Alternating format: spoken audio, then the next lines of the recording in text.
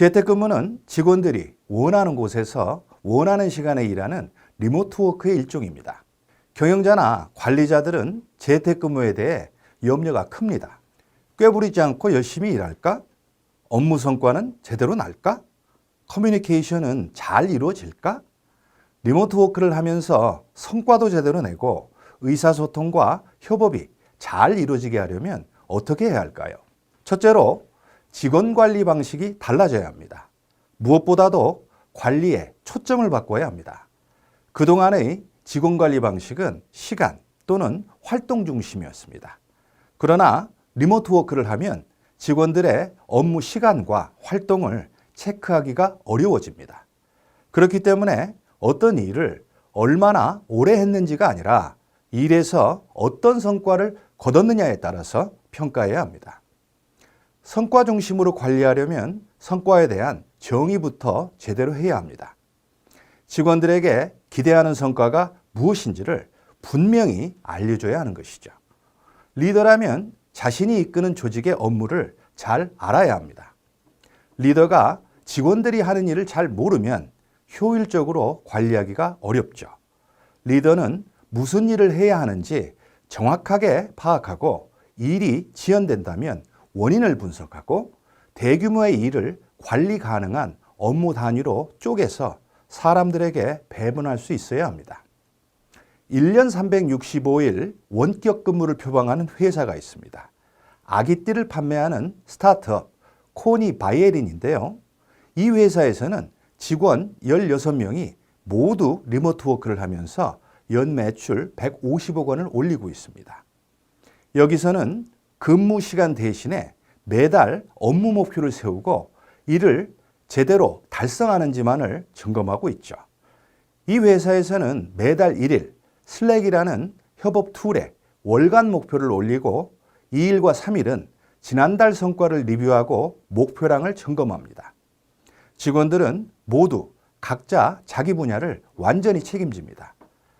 다른 직원과 중첩되는 업무가 없기 때문이죠.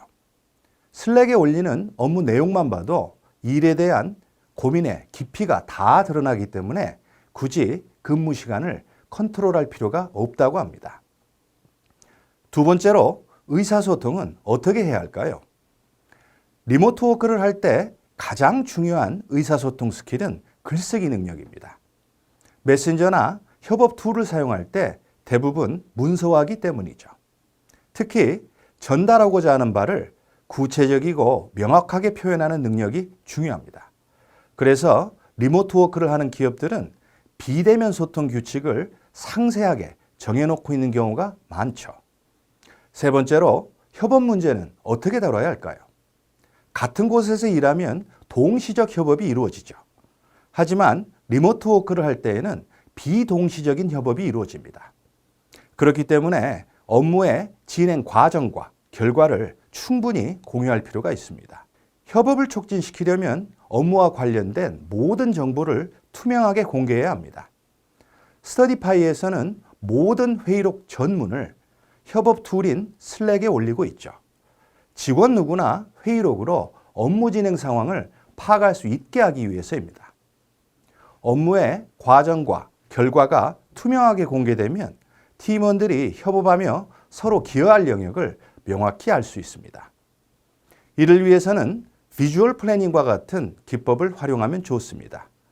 비주얼 플래닝은 어떤 일을 누가 언제 할 것인가를 정한 다음 월, 주, 일 단위로 상세하게 계획을 세워서 보드에 적어 놓음으로써 각자의 업무가 훤히 보이게 하는 방법이죠.